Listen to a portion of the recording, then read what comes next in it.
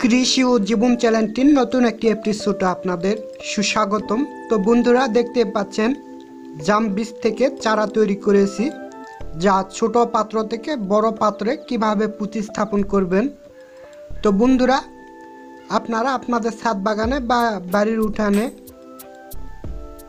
জাম বীজ থেকে চারা তৈরি করার পর বা বাড়ির আনাচে কানাচে আমরা জাম গাছ চারা দেখতে পারি, সে চারাগুলো আপনারা কিভাবে বড় পাত্রে প্রতিস্থাপন করবেন। তো বন্ধুরা, জাম গাছ প্রতিস্থাপনের জন্য সবথেকে গুরুত্বপূর্ণ সেটি হচ্ছে ভালো মানের মাটি। তো আমি এই মাটিটি 10 থেকে 15 দিন আগে আমি তৈরি করে নিয়েছি। এবার আসি মাটিগুলোতে আমি কি উপকরণ দিয়ে মাটিটি প্রস্তুত করে নিয়েছি। 50% গোবর এবং 50% মাটি এবং বাড়িতে তরকারির খোসা দ্বারা আমি মাটিটি প্রস্তুত করে নিয়েছি। এবং বন্ধুরা, দেখতে পাচ্ছেন আমি ছোট পাত্রটিতে আজকে প্রতিস্থাপন করব এবং পাত্রটিতে আমি ধাপে ধাপে মাটি উঠিয়ে নিচ্ছি। আর আপনাদের ছাদ বাগানে আপনারা বড় পাত্র বা ড্রাম ব্যবহার করতে পারেন এবং ড্রামে পর্যাপ্ত পরিমাণ গোবর সার, তরকারির খোসা এবং ডেপ পটাশ অবশ্যই মিক্সড করে নিতে হবে 100 গ্রাম করে।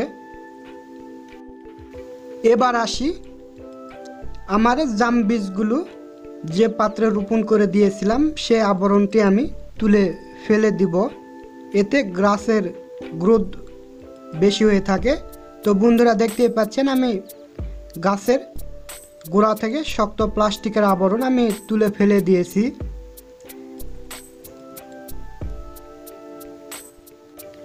এর সাথে আমি বাড়তি একটি উপাদান দিয়েছি, ডিমের খোসা, যা পর্যাপ্ত পরিমাণ গাছের ক্যালসিয়াম যোগান দেয়। অবশ্য আপনারা আপনাদের বাসা বাড়িতে ছাদ বাগানে টবগুলোতে ডিমের খোসা দেওয়ার চেষ্টা করবেন। এবং আমি ধাপে ধাপে জাম গাছটি আমি ছোট টবের মাটির দ্বারা পরিপূর্ণ করে নিব।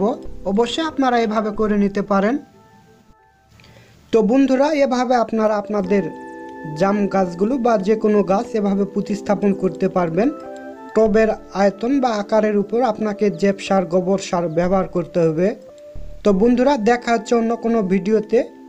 সবাই ভালো থাকবেন।